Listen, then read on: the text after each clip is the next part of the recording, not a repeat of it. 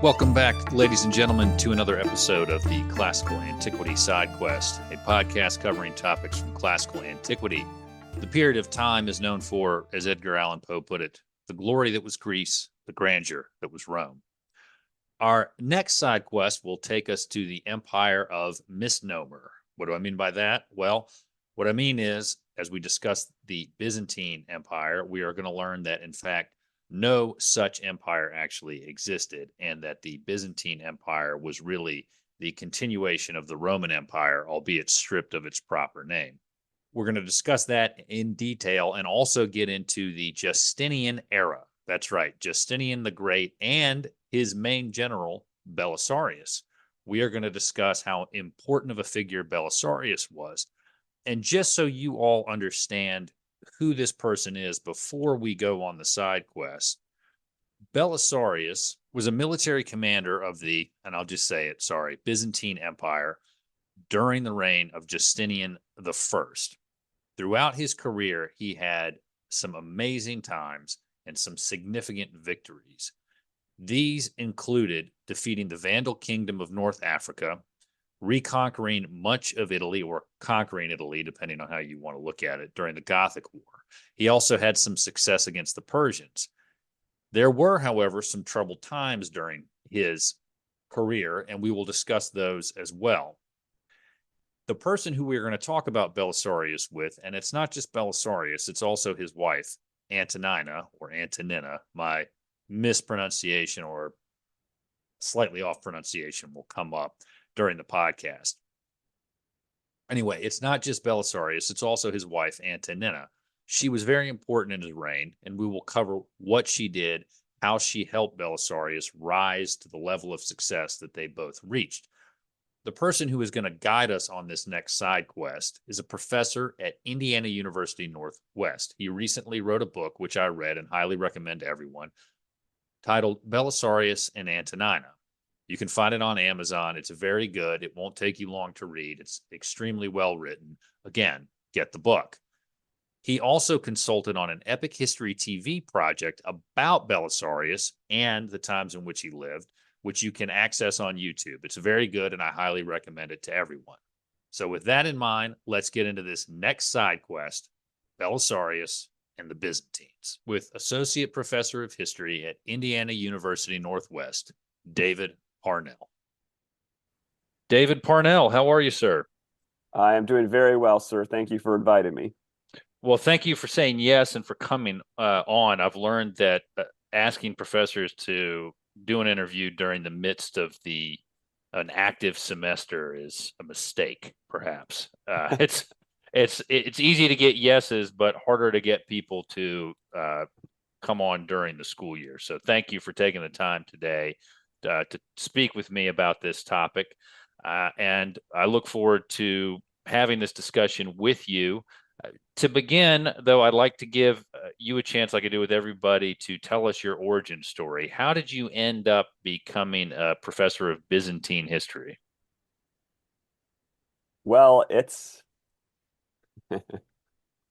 how did I end up becoming a professor of Byzantine history? It wasn't in the plans. I don't know how many of us dream of being professors when we're little boys, but I had a plan when I went to my undergraduate at the University of California, San Diego, that I was going to become a computer science major, as we were known back in those days. I was going to learn to program, and I was going to work for one of the big tech companies, and that was the plan. But I'd always liked history when I was a high school student, and my father knew this about me. So he took a business trip my first year at university.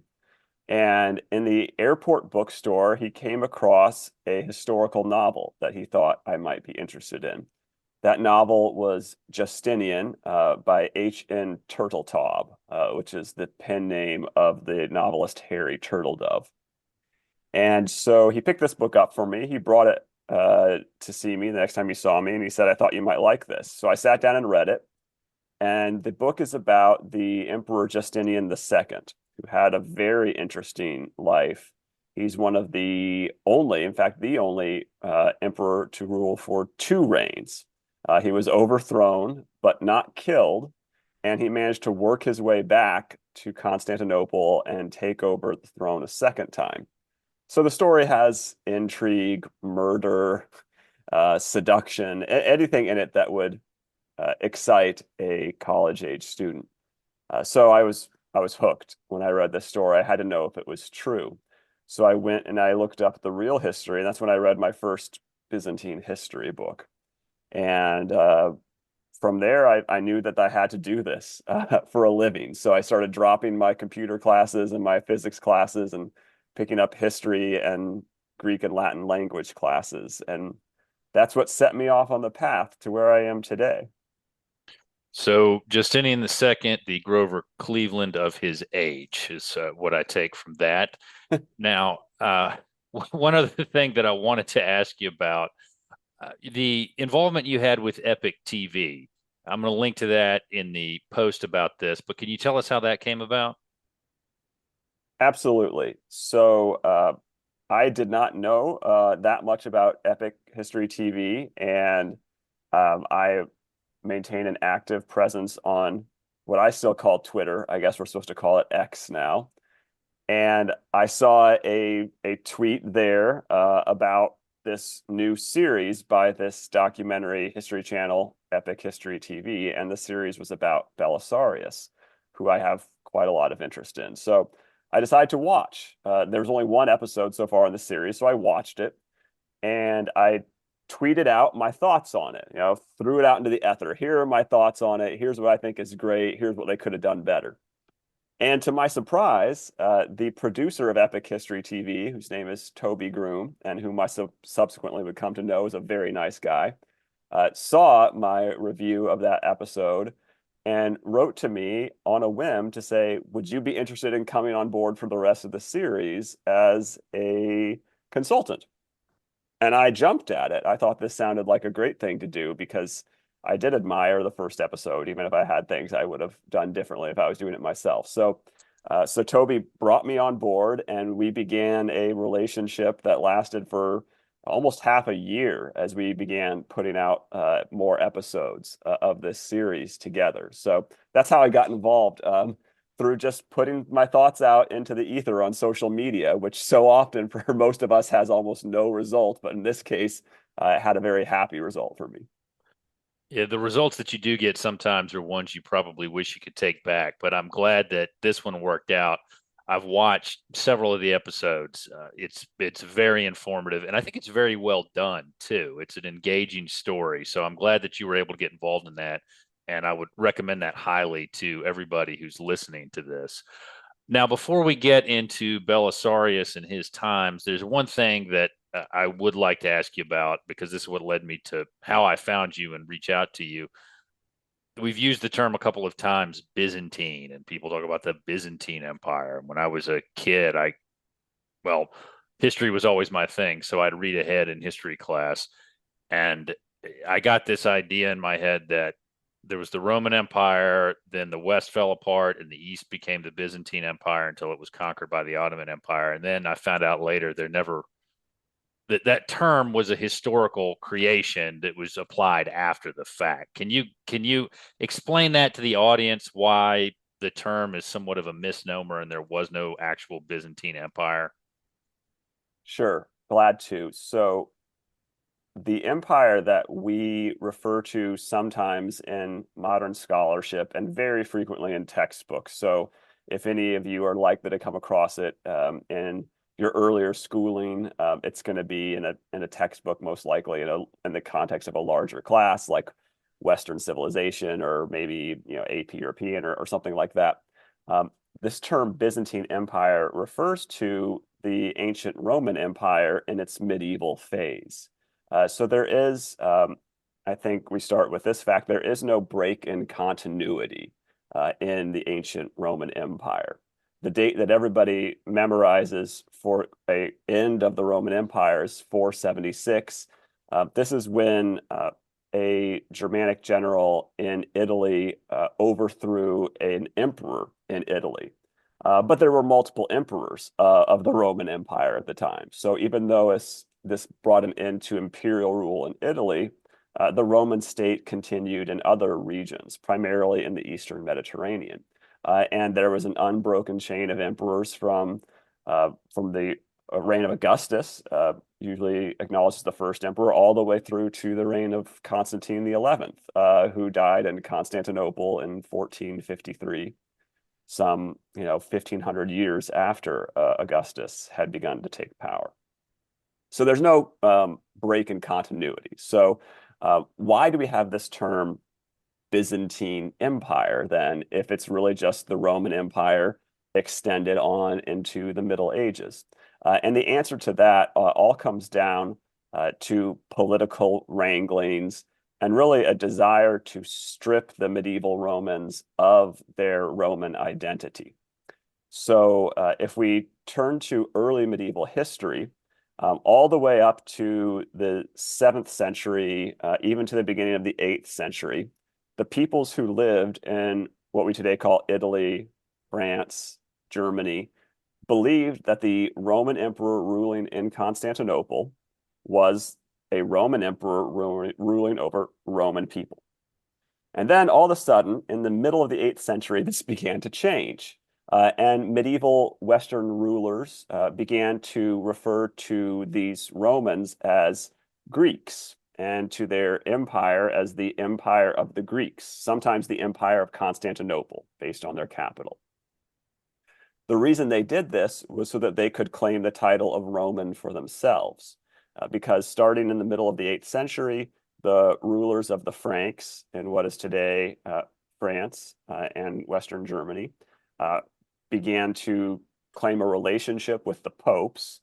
The popes would give them a crown them as kings. And then, of course, the most famous one is Charlemagne, who was crowned not just king of the Franks, but also emperor ruling the Romans. And from that point on, there was a decisive push in propaganda in both political courts in the medieval West and at the court of the papacy to acknowledge that it was the West which had a medieval Roman Empire and that the East was simply ruled by Greeks. It was a Greek emperor. And so they did not give them the title of Roman. So this continued on for a long time. In fact, all the way up into the early modern period, Empire of the Greeks or Empire of Constantinople was the primary term that Westerners used to refer to what we today call the Byzantine Empire. However, there's another change starting in the 19th century. And this comes when the modern Greek nation gains its independence from the Ottoman Empire. And there is some concern on the behalf of Western powers that the modern Greek nation may seek to remake the Byzantine Empire, the medieval Roman Empire, and take over from the Ottomans many of these lands. So to sort of dissuade that, many scholars began to refer to this thing they had previously called the Empire of the Greeks as the Byzantine Empire, a nebulous name based on the Latin term for the capital in an earlier period, Byzantium. And from Byzantium, we get the term Byzantine Empire. And this then strips the empire also of identity as a Greek state, so that the modern Greeks wouldn't feel like they had to continue it by reconstituting it. So we go through lots of phase changes in how Western academics and Western power centers looked at the medieval Roman Empire. First, it's Roman, then it's Greek, then it's neither Roman nor Greek, and it's the sort of nebulous thing called Byzantium. Throughout all of it, there is a desire to deny the reality that these people called themselves Roman and in fact were Roman by every measurement that they understood. So that's the long answer. Well, there you have it, people. Stop using the term Byzantine. It's an anachronism, and we should probably get rid of it. It makes me very aggravated and confused and frustrated. But we've got that out of the way. What I want to talk about next, and I'm going to go ahead and put it up on the camera, is one of the two main characters in your book, Belisarius and Antonina, Love and War in the Age of Justinian. This is a very, very good read. I enjoyed it. I enjoyed it quite a bit. And to begin with, why don't we start with Belisarius? I've mentioned him a couple of times, and to paraphrase Admiral Stockdale, who was Belisarius and why are we talking about him? Sure. Belisarius was the most famous and probably the most important general of the 6th century Roman Empire. So we're talking the period, he was active between about the 520s and the very early 550s. So he had a career which spanned a couple of very important decades of the Roman Empire's history. And he is worth talking about because he was the go-to general of the Emperor Justinian the First, who ruled from 527 to 565. And Justinian is probably the most well-known medieval Roman, or if you still prefer Byzantine emperor, maybe outside of Constantine the First, who is also very well known. But Justinian is certainly up there. We all know him because of his beautiful imperial portrait mosaic in the church of San Vital in Ravenna. It's sort of one of the iconic images of the medieval Roman world.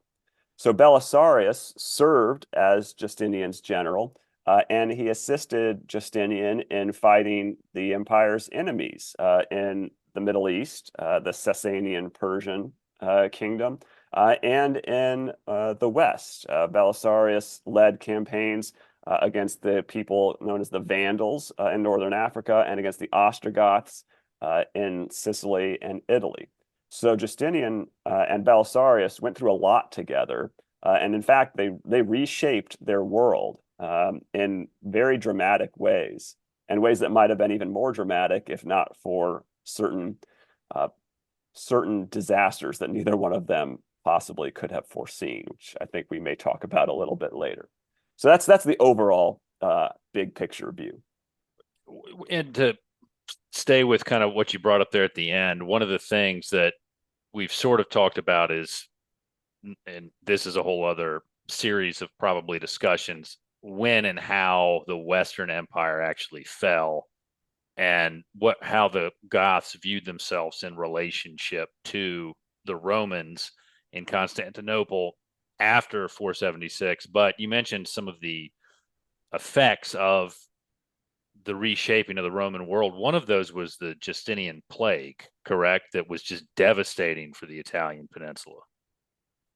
Yes, devastating for Italy and for most of the rest of the Mediterranean world, all the way up into Britain as well. This plague spread far and wide, and there is currently quite a bit of debate in the academic world about just how deadly it was.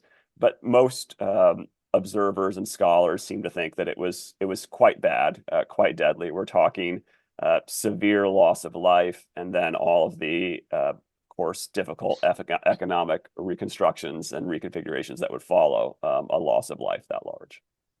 And just so everybody who's listening understands, this was an outbreak of the bubonic plague, correct? Yes, and that's only relatively recently that historians have been able to prove that beyond the shadow of a doubt. So it's always been suspected, but it's only within the last 20 years that we've been able to prove that. So yes, it's an early outbreak of the bubonic plague, the same strain of bacterium that would later cause the Black Death in the High Middle Ages. So if you can set the scene for us a little bit, as far as Belisarius kind of comes from a humble background, he becomes an effective military leader, and he fights the Persians, he fights the Vandals and the Goths. But if you can just kind of walk us through the world that he encountered, that he tries to extend Roman influence into. Sure. So the Roman Empire of Belisarius and his emperor Justinian in the 520s, when each of them comes to prominence, is an empire that contemporaries understood had contracted or shrunk from its heyday. So Justinian and presumably Belisarius were both very aware that their empire had once covered the Mediterranean. And the Romans called the Mediterranean their lake because they controlled all the shores around the Mediterranean Sea. And at this point, that's no longer the case. The empire is still massive. It stretches from what we today call the Balkans, all the way from today's Serbia and Bosnia in a giant arc, if you can imagine our brains, through today's Turkey, down through what we today call the Near East, Syria, Lebanon, Israel, and Palestine, and then up into the eastern part of North Africa, so Egypt and the nearby region. So this is still a massive empire, but it's not as big as it once was. It no longer contains the western portions. So the lands of Italy controlled by the Ostrogoths, the lands of southern Gaul, what is today France, controlled by the Franks, North Africa controlled by the Vandals, and Spain controlled by the Visigoths. So there's an understanding the empire has shrunk and an awareness that it could be larger again, that it could be restored to its former glory. So that's the world that Justinian and Belisarius inhabit as they begin to embark on their adventures. And walk us through, and I want to get into your book here in a minute and the background of it, but walk us through how chronologically Belisarius goes about doing this. Because one of the things that I was kind of surprised by when I read your book was how, I shouldn't use the term easy, but it seemed like a lot of the conquests of the Vandals and initially the Italians went over much quicker and simpler at first, at least in regard to the Italians to Italy than you would initially have suspected. Sure, yeah. So a brief overview of the time scale we're looking at. Belisarius was plucked from amongst Justinian's bodyguards. That's where he started out in the mid 520s. Was given his first command in 527, was made a general in 528. The first few years of his career were spent in the Middle East, where he fought against the Persians, where he's sort of gaining experience and proving himself.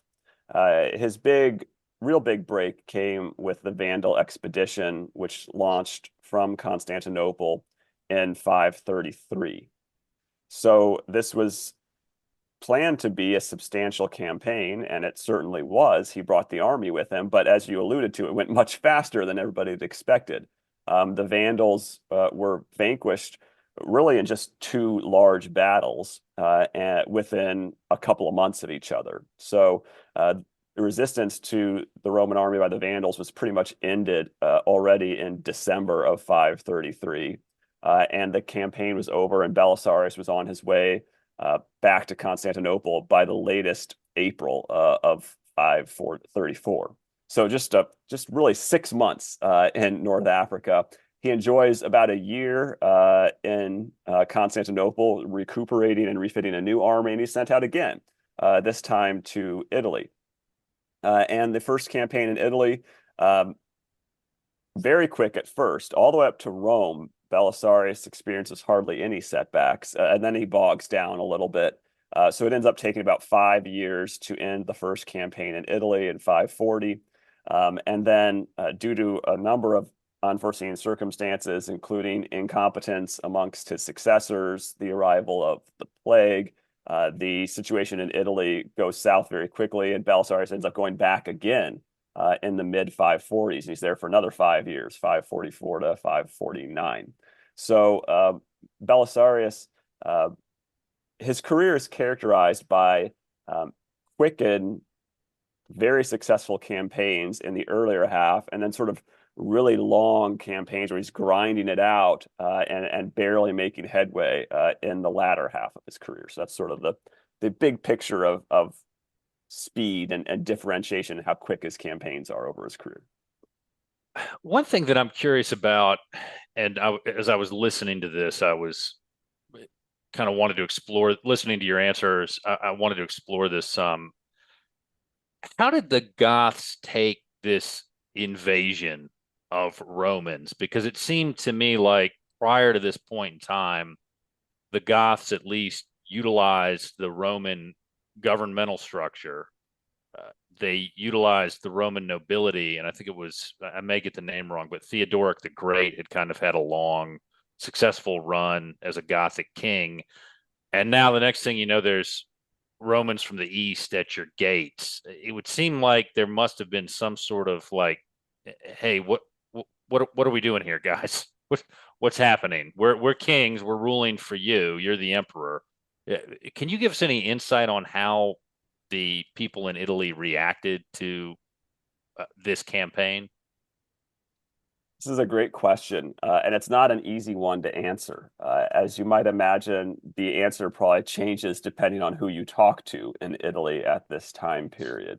Um, so we know that in every city in Italy where there was not a substantial Gothic presence, Belisarius and his army are welcomed with open arms. And in fact, they are invited into the city of Rome by a contingent of Roman senators and representatives of the Pope. So that's just one example, but there are many cities that sort of just throw the gates open and welcome Belisarius and his army in. So that would suggest that there is some contingent of the populace that welcomes a restoration of imperial Roman rule. But it's also impossible to ignore the fact that there were some who were content with the rule of the Goths, and that the Goths, in some ways, saw themselves as a part of the Roman system. So they thought that they were a piece that fit into it. But I think the issue here with uh, why Justinian had a problem with it relates to something you said. The Goths, if they believed that they were ruling with imperial approval, if that was a key part of their sort of understanding of their role, then they would have to admit that the Roman emperor had the right to withdraw approval of their rule and replace them with another ruler in Italy. So that's really where the breakdown occurs, is that there is not agreement between the Goths and the imperial center on the nature of that situation. And it's not that all Goths disagree with it. We know from the reporting of Procopius that some Gothic rulers actually tried to make a deal with Justinian where they'd say, okay, well, you can take over direct rule of Italy if you'll let me have substantial estates and a comfy retirement in what is today Turkey. So they were negotiating a potential trade. But other Goths thought that Italy is now their home. They shouldn't be exchanging it for anything. And so they dug in to resist. So the war really gets bad because there's no agreement between the Roman imperial side and the Goths on who has the right ultimately to decide the fate of Italy. And to take a side quest to my main podcast, it's very comparable, it sounds like, to the situation between Florida State and the ACC now. But we'll leave that side quest and we'll go back to one thing that you mentioned, because I think it ties well with what I wanted to ask you about next, which was, and I've shown it before, I'll show it again. Your book seems like, well, I don't want to put words in the author's mouth, so let me start over again. Your book, one of the things I found most interesting about it was you were trying to reconcile the person you mentioned previously, Procopius, and his two different accounts of the life and times of Belisarius and Antonina. Can you tell us who Procopius is and why we are talking about him and why he's important? Sure. I think I say in the book that you really can't examine these two figures, Belisarius and Antonina, without also talking about Procopius. He's sort of there over your shoulder, looking at what you're doing the whole time you're writing about them. So, who is Procopius? Well, he started out his career as a secretary for Belisarius. So he would travel with the general and with the army to all of these postings. Procopius visited the Far Eastern border with the Persians. He visited North Africa. He visited Sicily and Italy. He goes all over with Belisarius, and he keeps the general's correspondence. So he writes the speeches the general delivers to his soldiers. He writes letters back to the emperor reporting for the general on what the army has accomplished. He does all this stuff. So he's a great inside source into what Belisarius did in his career. And after Belisarius's greatest successes were over, so probably about the year 540, Procopius left his service, settled down in Constantinople to start writing history. So he decided he'd become a historian and an author. And he wrote a magnificent 8-volume book, The History of the Wars, which chronicles all these wars that were fought during the reign of Justinian by Belisarius and other generals of the emperor. And this is probably the most famous work of the century. It's frequently referred to, not just by modern historians like me, but by contemporaries. Everybody was aware of it, inspired a lot of copycats and continuators. So very popular work. But our man Procopius also wrote another work, which historians refer to as the Secret History. And this was a very different sort of work. While the history of the wars was meant to be enjoyed publicly and therefore largely makes many of the main figures in it look good, the Secret History was what we would today call an invective. It's meant to make people look bad. The closest analogy I can think of in our world is the negative political campaign ad, which you'll see cropping up in our country very frequently here in the next 6 or 8 months, right?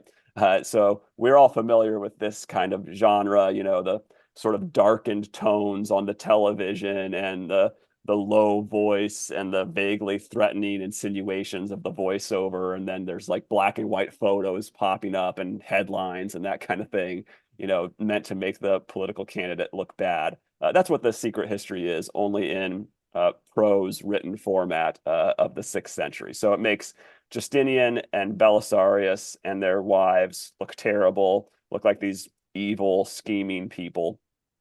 Whereas the history of the wars, not always, but generally makes them look competent and even heroic. So we've got these two very different texts written by the same man, a man who knew Belisarius personally and who spent more than a decade traveling around with him. So it must have been in very close contact. So you've got this difficulty where he's obviously a very qualified source, but he wrote two very wildly different versions of these events. And so writing about Belisarius and Antonina is about comparing these two texts of Procopius and trying to decide where one is trustworthy or the other one is. And so tell us, there are two questions I wanted to ask you about that. You said historians call his second book The Secret History. Was that his title, or did he give it a title, or was this just some kind of novel that he always wanted to write, like a lot of us sitting in Starbucks or a coffee shop somewhere? It's a good question. The Secret History doesn't have really an official title. A scribe who found it wrote over the top of it anecdota, which in Greek means secret things. So that's where our title, The Secret History, comes from.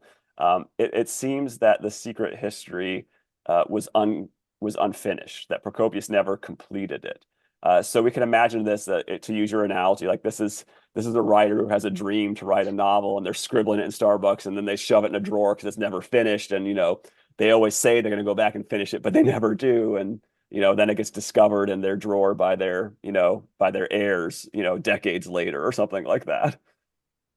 Okay.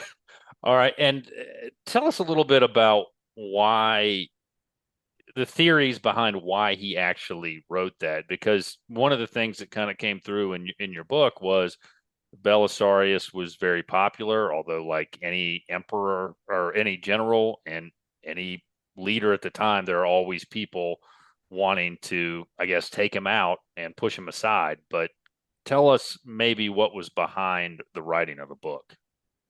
Sure. So again, we don't know for sure, but we have some theories. So probably the most prominent and popular theory is that the secret history represents what Procopius really thought and had to conceal in the public history that he wrote, the history of the wars. So the history of the wars is what he had to write because powerful people were going to read it. So he was censoring himself to make them look good.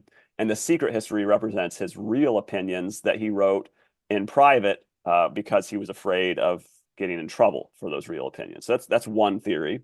The other theory, and the one that I probably prefer, is that Procopius was very attuned to the politics of the time. And there was a time in the late 540s where it looked like there might potentially be a rebellion against Justinian, where somebody else might throw the emperor out and take over. And in that circumstance, a new emperor would be very suspicious of anybody who had a close relationship to the old emperor, to Justinian. Now, who had a close relationship to Justinian? Well, of course, Belisarius, his right-hand man as a general. And who had a close relationship to Belisarius? Procopius, his right-hand man as his secretary. So Procopius, being a smart guy, sees the writing on the wall and thinks, I have to separate myself from Belisarius and Justinian in case this new regime goes on a witch hunt looking for these old, partisans of Justinian. So the secret history is then written to protect himself as a piece of insurance, we would call it, in case there is a regime change at the top. And if that occurs, Procopius can pull this document out and say, look at all these bad things I wrote about Justinian and Belisarius. I'm not one of them. You don't have to worry about me. Like I'm good with you guys, the new people. So that's another potential theory that we have to work with here. But the fact remains that he wrote these two very different works, and so it could be the first theory, it could be the second theory, it could be a little bit of both. It's very difficult to be sure. So, regardless, we could probably safely say that to some extent, the secret history was Procopius's Obi-Wan Kenobi Jedi mind trick. I'm not the droid you're looking for, right? That's right. Yeah, that works very well. Okay. All right. So we've talked a lot. We've talked a lot about the men of this era, but we haven't talked a lot about. I'm going to try to pronounce it the way you pronounce it, but the South Carolina in me is strong. Antonina. Uh, do my Yeah. best. Do my best. Tell us a little bit about her and what made her such an interesting figure, because she really seemed from reading this to be right at the right there with Belisarius most of the time and helping him navigate what had to be an insanely complicated historical era. Antonina was a remarkable woman, and I think that the book, in some ways, is an homage to her role. Not that Belisarius was unimportant, but rather everybody knows Belisarius was important. Belisarius has been the subject of books before. He's always featured prominently in histories of the reign of Justinian. Everybody knows that Belisarius was Justinian's most famous and successful general. So that's pretty clear. But I feel like Antonina often gets ignored or gets short shrifted in histories of this period. So that's why I wanted to include her in the book, because she is remarkably important and remarkably underappreciated for what she did. So Antonina came from a very poor and, as the Romans would think of it, a dishonorable background. Her parents were entertainers. And unlike for us today, the Romans didn't find this respectable. They may enjoy going to see entertainers, but they would never consider them to be the cream of the crop of society. They wouldn't consider them amongst the elites. So this is Antonina's background, entertainer parents. And she was married at least once before she ever met Belisarius. We know of one marriage for certain. It's possible she had other relationships as well. But when she and Belisarius meet, the two seem to fall quite in love with each other. And from that point on, they're virtually inseparable. So as you alluded to, she is all over with Belisarius. She visits him on the Eastern Front when he's fighting the Persians, and she travels with him to Africa and to Italy both times. So she spends well over a decade of her life traveling around at Belisarius' side with the army. So she is constantly present with the army and is involved in what is going on. There are numerous points at which she exerts influence over the situation, whether that's arranging for supply convoys to bring in food and reinforcements for the army, whether that's arranging for water and food to be delivered to various people, whether that's engaging directly in political intrigue to bring down an office holder and once even the Pope in Rome. So she's all over the place with quite a lot of experience as a traveler and quite a lot of power. And that makes her very remarkable in this time, that she is a prominent woman who is successful and powerful, and all of that with a background that most elite Romans would have considered contemptible. So I think she is a very American story in that way, right? That we admire those scrappy underdogs that build their way up from nothing and make something of themselves. And that seems to be who Antonina was. So tell us a little bit about, well, kind of one of the interesting things that I thought was their family dynamic. They had this kind of meteoric rise and were very successful, but they didn't have like a long legacy of family members after them that we know about, which I found intriguing that you spent time on that. It was an interesting story, and you kind of got at the as close as you can from the sources you have, I guess, to kind of the human level of these people. Talk a little bit about how their family life unfolded outside of the two of them. Sure. Yeah. So because of Antonina's background, having at least one marriage before Belisarius, their family tree was a little bit complicated. Um, and we don't know for certain how many children Antonina actually had before she met Belisarius, which complicates things further again. We know she had at least two, a daughter and a son, and possibly more. But these two we do know about for sure. And then Antonina and Belisarius wed, and together the two of them have one child, a daughter. So we've got at least three people for the next generation, a daughter and a son of Antonina, and a daughter of both of them together. And because they didn't have a son together, it's not clear why, but they decide to adopt a son, the two of them. So then we have a fourth child thrown into the mix. And the daughter is married off, the older daughter of Antonina. And then it really becomes a matter of a weird relationship between Antonina's son, whose name is Photius, and the adopted son of Belisarius and Antonina, whose name is Theodosius.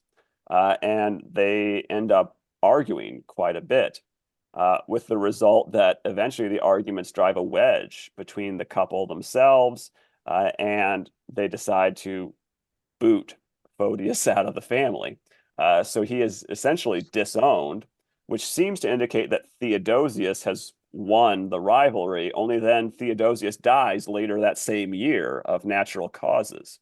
And this leaves Belisarius and Antonina with their remaining daughter, who is engaged to the daughter of the granddaughter of the empress, the grandson of the Empress Theodora. And then that engagement is called off, and then she disappears from the sources. So we end up not knowing very much about what happens to this family in the next generation.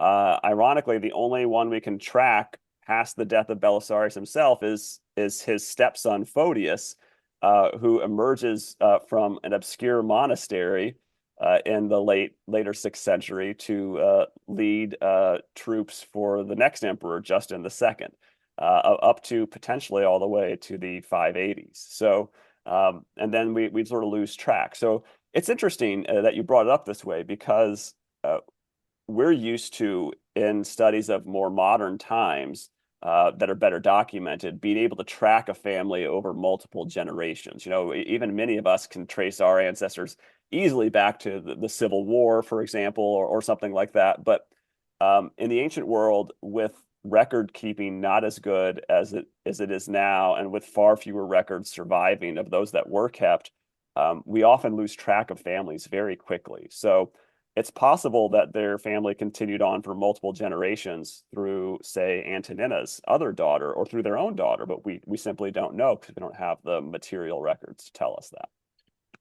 And it's a lot harder, and I can speak to this. My maternal grandparents did a lot of genealogical research, but it's a lot harder to, the further back you go, get names of the mothers, the grandmothers, the great great grandmothers, and going back like that than it is for the men. I think that my grandfather was able to trace one line of our family back to like 1492, but Wow.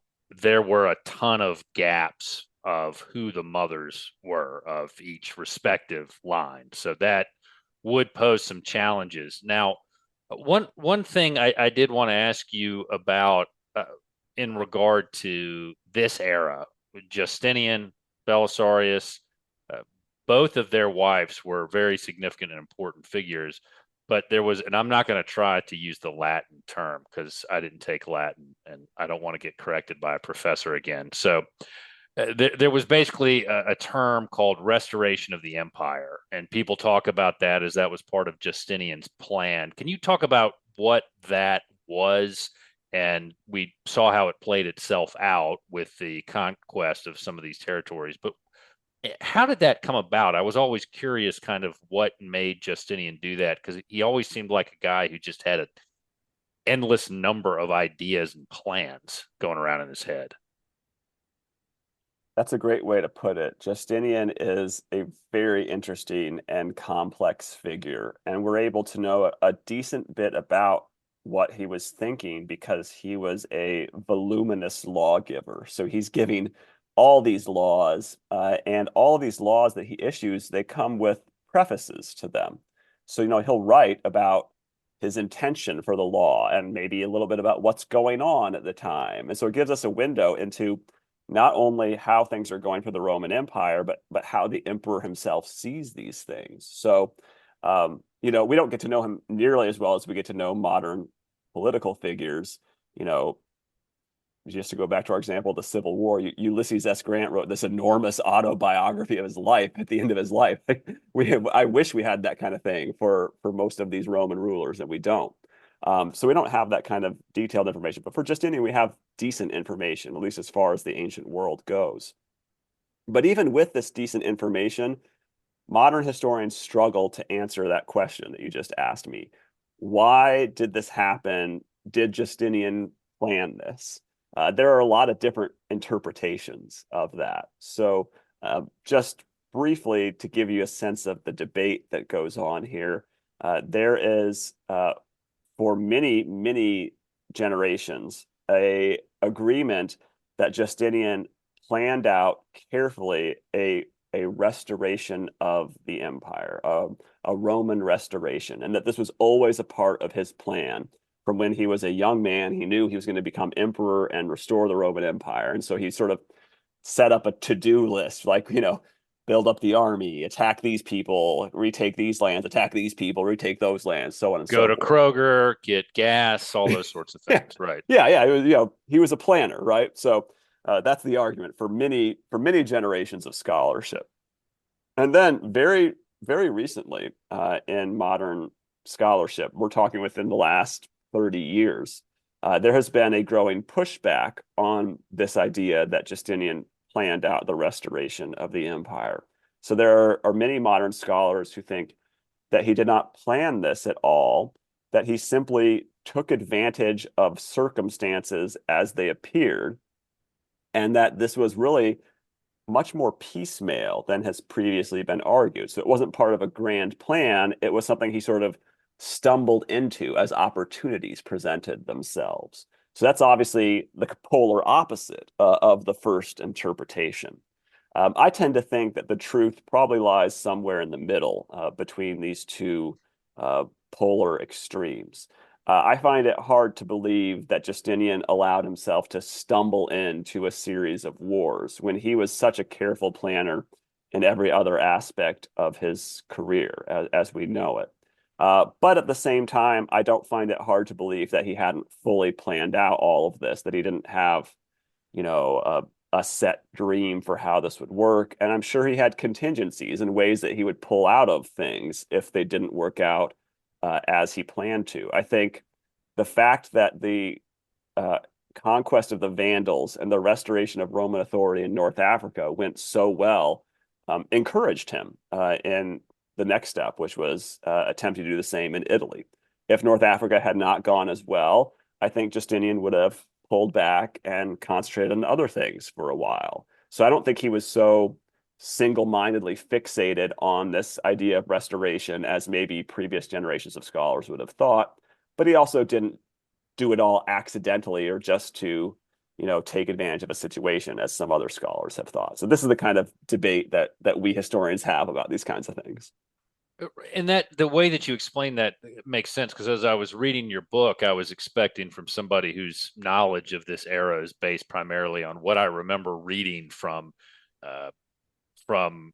Yeah, I'm trying to think when we would have first had a world history class, probably like fifth or sixth grade or something like that, and then through junior high, which is what I went to, and high school, and then some in college, as well as podcasts. This kind of idea of Justinian sitting in Constantinople trying to retake the empire was always in the back. The lost lands of the empire was always in the back of my mind.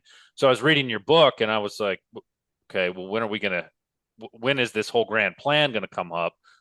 But now the way you've explained it makes sense. It does seem like maybe Justinian had this idea, but he wasn't going to be so reckless that he was just going to do it no matter what. Like, uh, who was the emperor who tried to make Rome pagan again? Whose name I'm Julian, you're thinking of Julian. right, Julian. So he's just like, look, I got to go east and beat Persia because it's on my list of how to be a great empire. And people are like, are you sure you want to do that?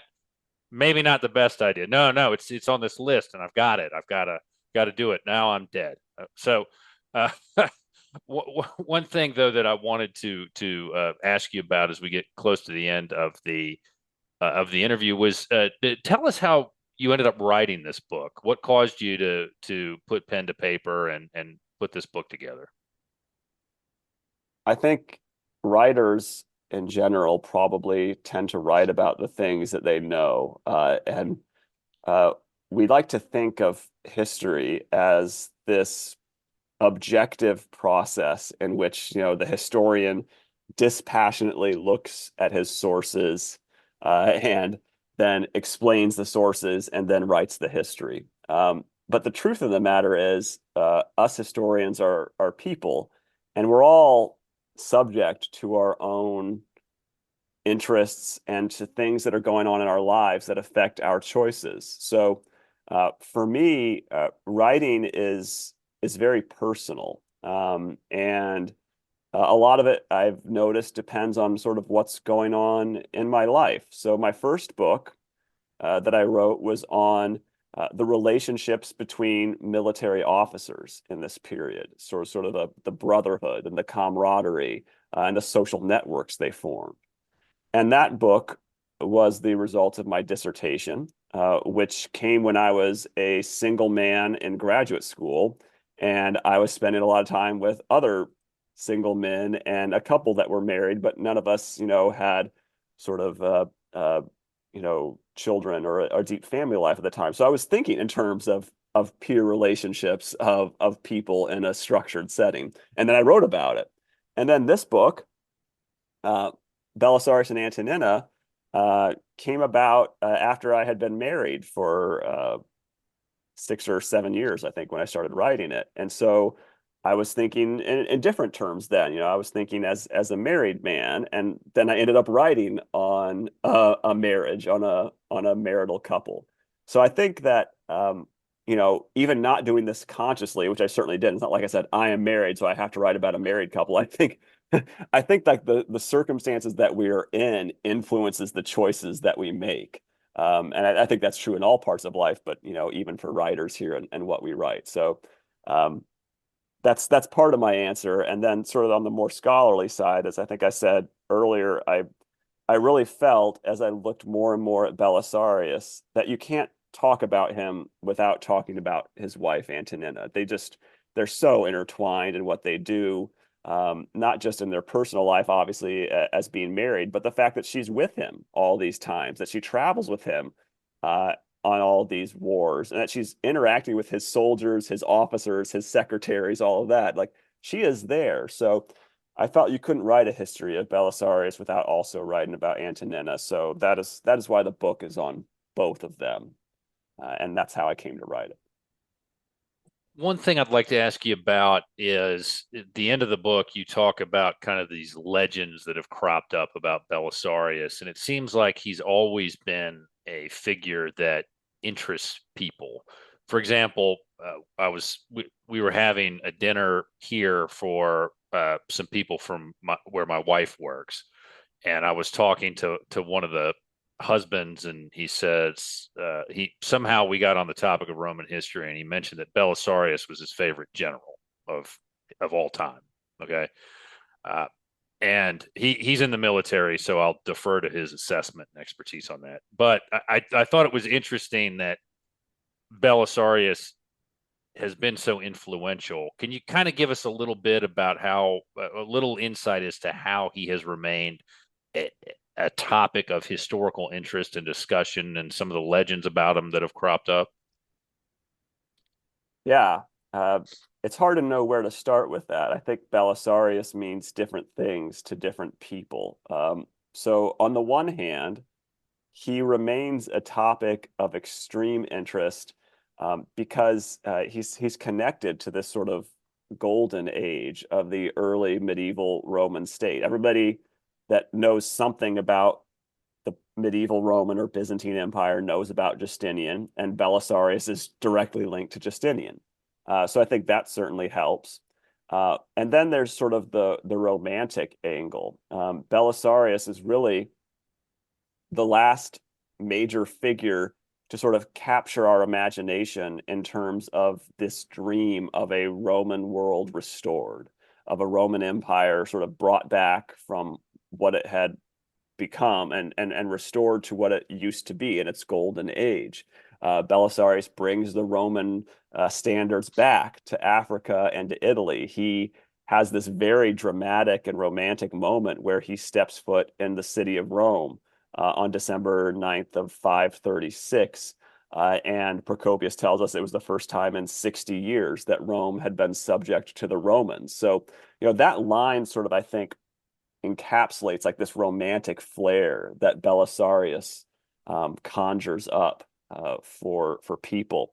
And for reasons that we touched on briefly earlier, the plague and other problems, that golden era is very brief. And then, the situation in Italy and in the Roman world in general becomes much worse and never really recovers to the same extent.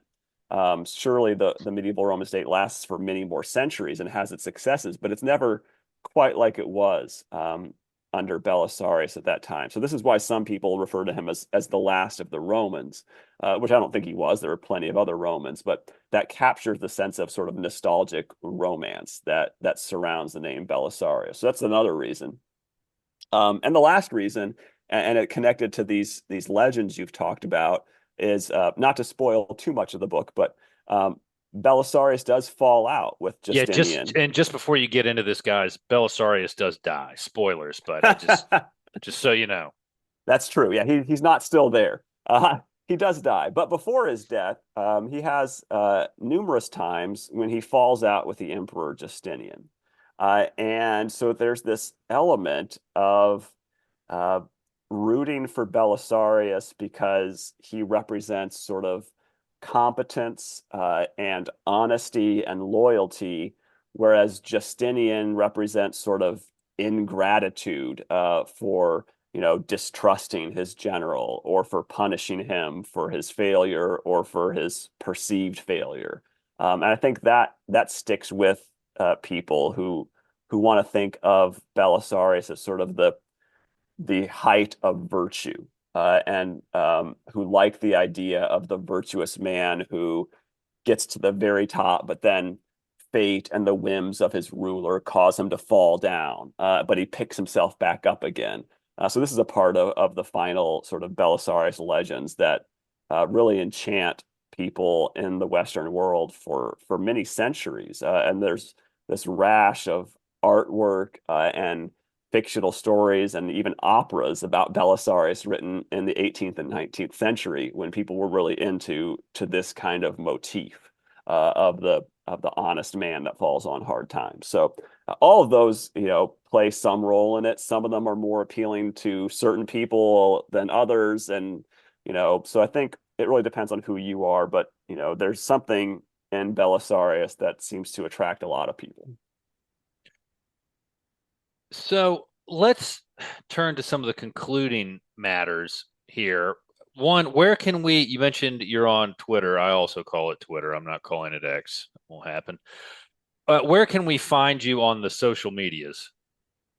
Yes, so primarily I'm active on Twitter/X as at Byzantine Prof. I also maintain a LinkedIn page, which I don't do that much with, but if anybody's on LinkedIn to the exclusion of other social media, you're welcome to find me there. And maybe it's worth mentioning that I do maintain an academia.edu website, which contains links to most of my short form work, my articles and my individual book chapters that I write. So if anybody's not sure they want to dive into a whole book of mine, but you want to read a shorter piece, you can go to academia.edu, or the other big one is researchgate.net. Those are the two where I keep updated with my work.